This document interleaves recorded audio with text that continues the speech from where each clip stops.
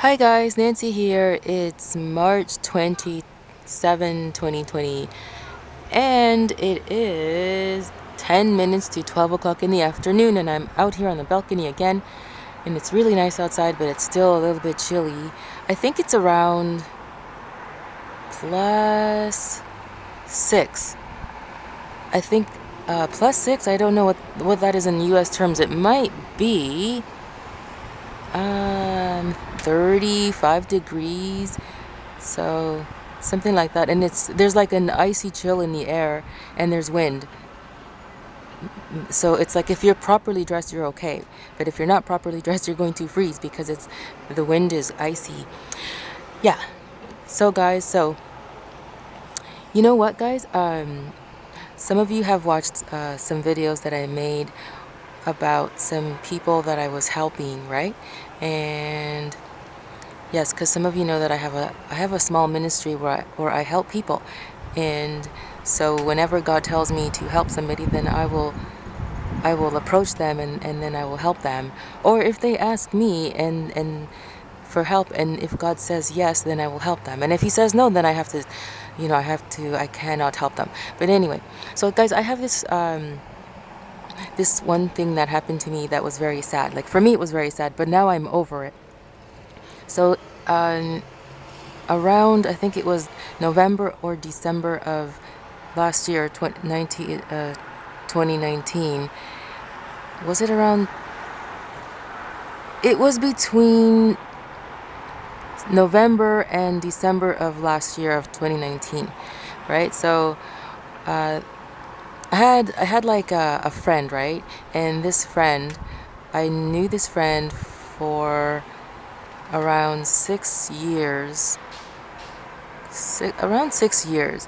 And then this friend had another friend that they just met, and that person needed help.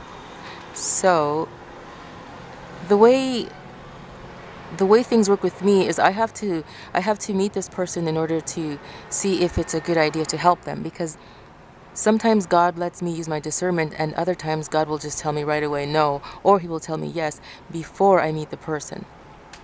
So in this case, I had to see the person. So I saw the person, and I saw their photo, and then like my discernment told me, yes, it's okay to help the person. And God was also telling me it's okay to help them. So long story short, I helped them, and that was good. They needed the help. And then they needed help again a few weeks later. So then God said, yes, go ahead, help them. And so I helped them again. So then a few weeks later, the person needed help again. So then they contacted me, and this time God said no. So then I told the person, I felt bad, guys, but I told them I couldn't do it. And then they just turned around on me and became vicious, and they were really mean, and I had no idea that they had this side of them. I didn't see it. Sometimes God will block certain attributes and qualities of a person to keep me from stopping him from what he is trying to do in that person's life, because I'm like that. If I see something that bothers me, I might allow that to keep me from helping that person, and while God wants me to help them. So He will do that. He will block me from seeing certain things about a person in order to keep me from, spoiling His plans to help out that person. Okay, so that's how He works with me. So anyway, so after I told this person I couldn't help them anymore, I tried to explain to them that God will step in at a certain time and say, enough is enough, because now you need to trust me for the help that I have been giving you. So I explained it to this person. I explained it to this person just what I said. I said to them, God will help you a few times in the beginning, and then He expects for you to follow His rules in order for the blessings to come. right? And in this case, this person wasn't tithing. They weren't tithing, and they weren't giving any offerings, and they didn't believe in it. They understood it, but they didn't believe in it. Their heart was completely against it, although they understood that this is what they needed to do. So I explained it to them about tithing and giving offerings, right? And and I explained this to them in an email, and then the person didn't respond back to me. So then I said, "Oh, maybe they're really busy." So I tried to contact them again. Like I tried to have them, like I tried to get them to, I wasn't trying to get them to respond to me. What I'm trying to say is I sent them like maybe 4 or 5 emails because I thought maybe they were busy, but then I found out that they were just ignoring me. And and then I was talking to God about it. I was really sad. I was just really heartbroken because this person, you know, they asked for my help and I gave it to them. And then when I told them what to do in order for them to continue getting blessed, they refused, you know. And the thing is, they did help people with the funding that I sent them the first 2 times. They helped people, they did.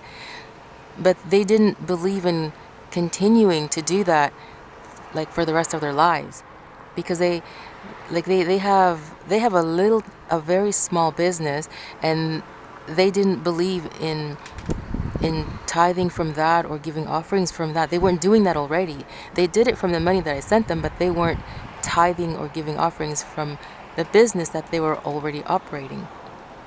So I explained it to them how they need to do this from their business in order for them to continue. In order for them to continue receiving money, right? I try to explain it to them that, look, you have a business and you have an opportunity for your business to improve by starting, tithing, but to give tithes, right? And offerings, but they wouldn't listen. They didn't believe that.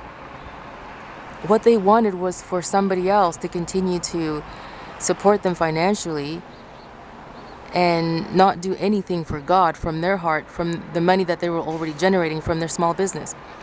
And things don't work that way. You see, guys, God placed a person in this person's life to bless them with a boost that they were needing. And that person also told them what they were now needing to do in order for their personal situation with their business to increase, so that they will not have to depend on another person to continue giving them money, to help them in their finances. Because God doesn't want for us to depend on people. He wants for us to depend just on Him. And if we have a business, right? If we have a business and we don't know what to do in order to make our business better, right? Then this is when God sends somebody to show us and to tell us what to do. You have to tithe, and you have to give offerings. And when you do it, you deduct the tithes and the offering first, and then you take care of your bills and everything else. I explained all of this to this person, but they didn't believe in it. They became very upset.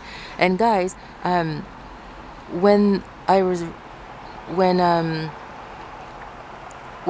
I didn't receive back any response from this person, I went to their Facebook page and I saw the anger that was existing inside of their soul because of what I had been telling them, what I had been trying to help them to understand. Guys, because you know what?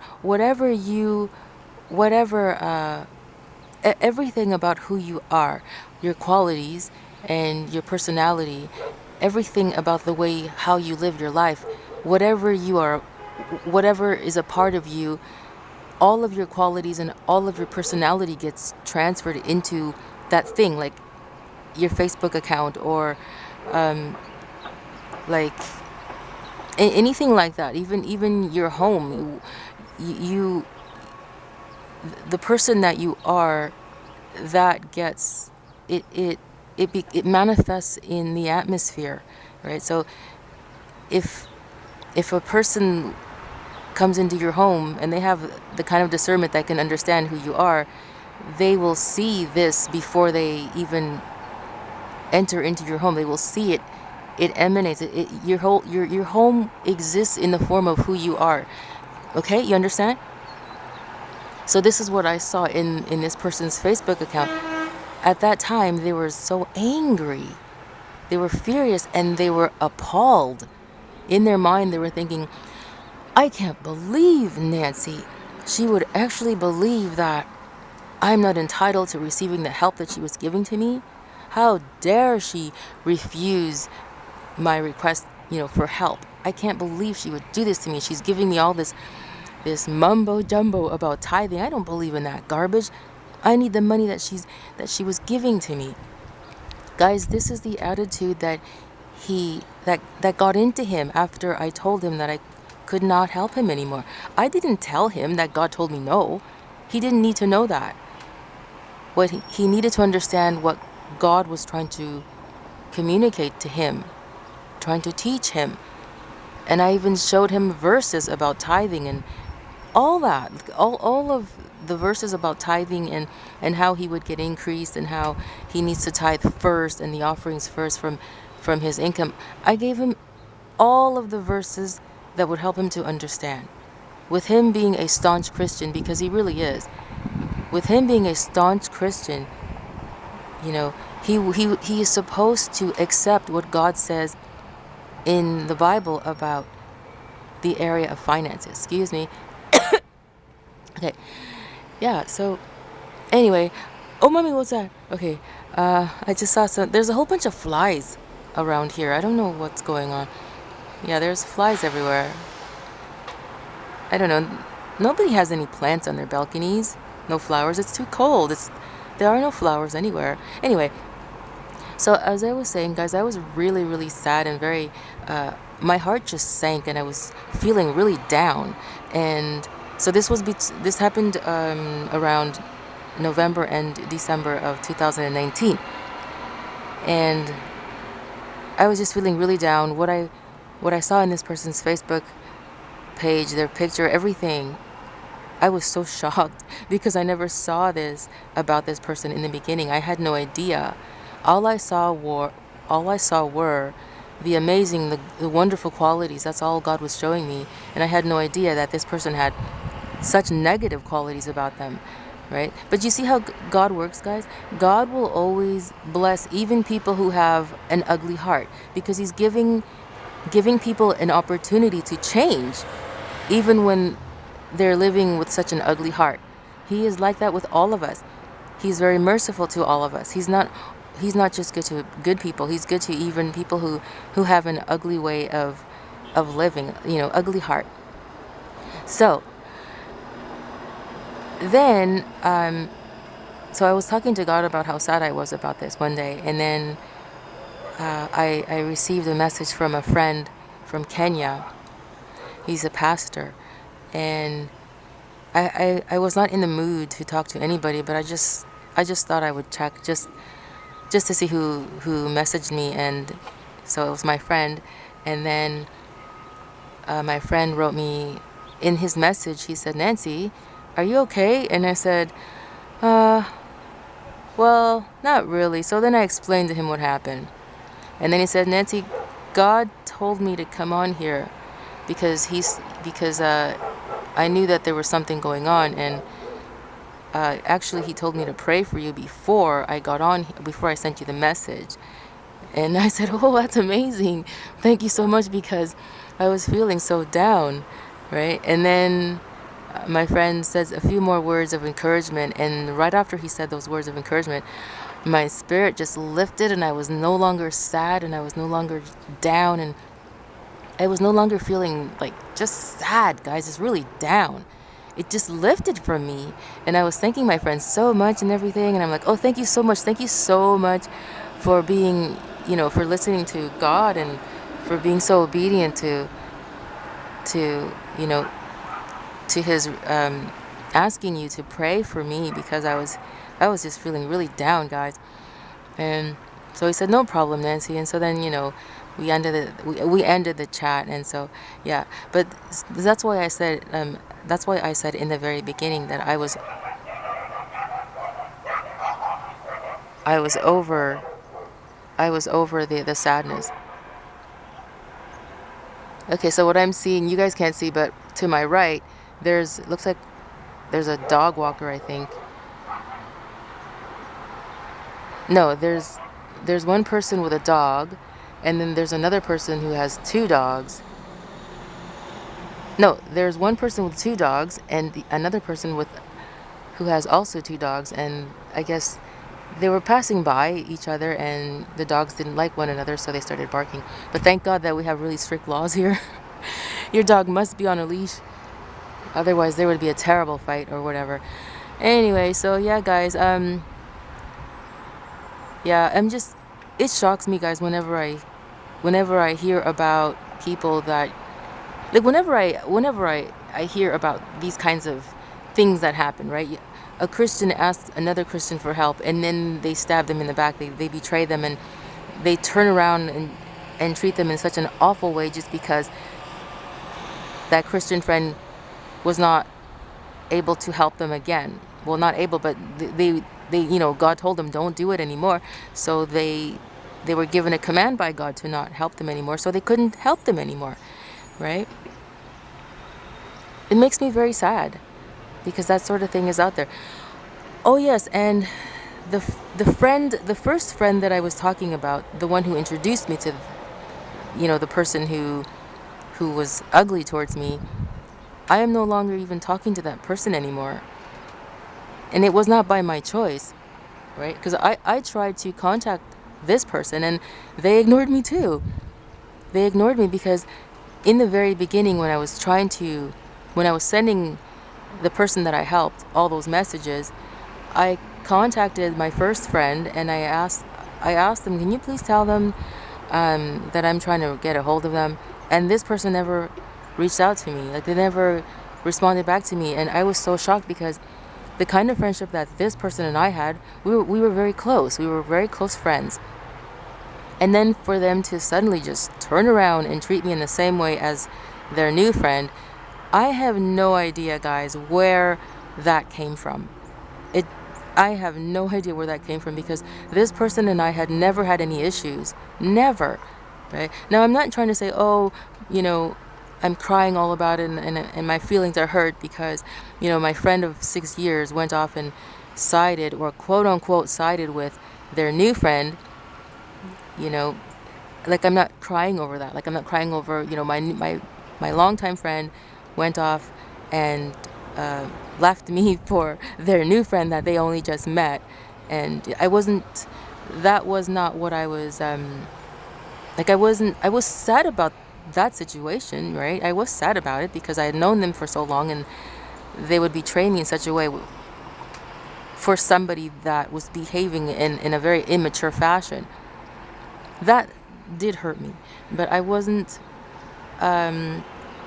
didn't continue on with, poor me, poor me. No, I was not doing that. I got over it. The shock of what my friend did was it was a big blow to me, but then I got over it.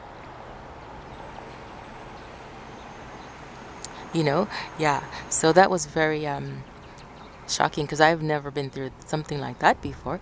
Maybe some of you have. Yep. And so, yep. So then I didn't talk to my friend again because they didn't respond back, and so I just moved on from them. So I had to block them out of my email. I had to block this friend out of my email and Facebook, and because I never expected for them to try and reach out to me again. But when you want to move on from people, you need to block them out, right? You need to block them out just as a symbol that, yes, you're carrying on, you're moving on with your life. Yep. And yeah.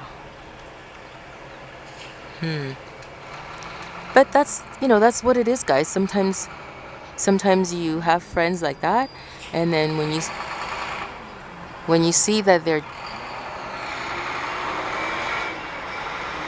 okay, I just wanted to wait until that truck. You see, whenever I hear trucks passing by and they're making loud noises, From my end, I can hear they're very, very loud, but I don't think it's loud for you guys. Because I'm afraid that my voice is going to get drowned out. So, whoa. Oh, mommy, what's that? Okay, I think that's just a fly. They're flying everywhere, and I keep thinking they're bees. Because bees, guys, I got stung by a bee when I was, I think, in grade 6, and it stung me underneath my right eye, and I didn't notice it. So that's why I don't like bees around me. I don't go crazy when they're around me. I move away slowly, but I don't want them around me. Yeah, so you know what, guys? So, like, if you have friends like that, they're treating you, friends that you have known for a good while, whether it's 10 years or 3 years, that's still a good while, 3 years.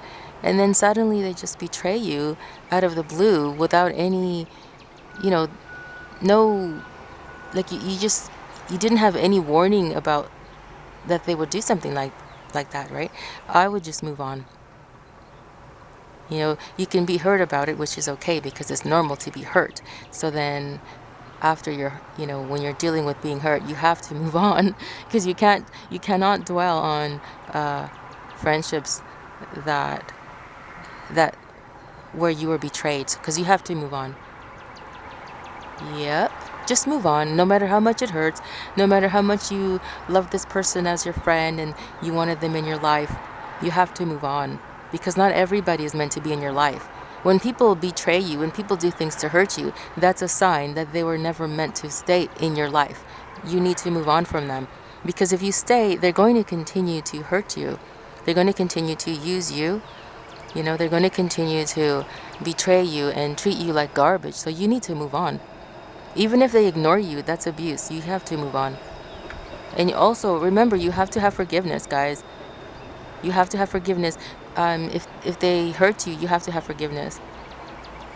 My friend that betrayed me like that, I never held it against them. I always walk around in a constant state of forgiveness. So no matter what people do to me, I am never at a stage where I have to work up to forgiveness. I'm always in a state of forgiveness. So any kind of offenses that get done to me, it's never an issue of, I've got to now work on forgiving. The forgiveness is already there, right? It's just there before offenses take place, because that's what the Holy Spirit did to me. He did that. He gave me a brand new heart. Yes, he created a brand new heart. So then I no longer have a problem with forgiving. Well, I never had a problem with forgiving. Oh, I don't want to get into it. It's such a long story. Yeah, I was always a very forgiving person. Up until a certain time, a few years ago, I just allowed the enemy to get into my heart, and I stopped forgiving people instantly. And then one day the Holy Spirit transformed me, and he gave me a brand new heart. And now I walk around in a constant state of forgiveness. So that's a summary of who I was. And it's so much fun forgiving, guys. It's so much fun.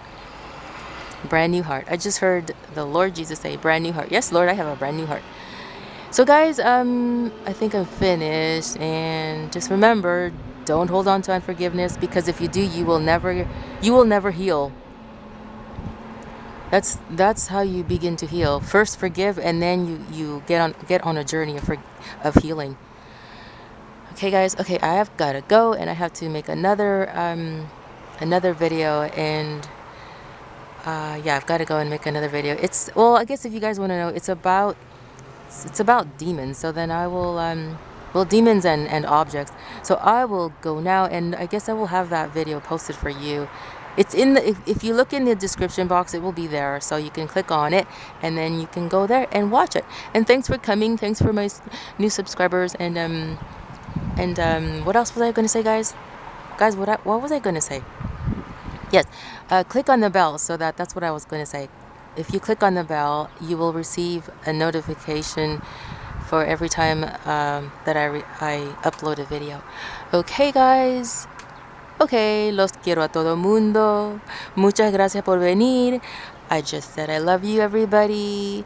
I love the whole world, and thank you very much for coming. Yeah, I don't want to go, but I gotta go. Okay, I love you, everybody. God bless you. Ciao, ciao.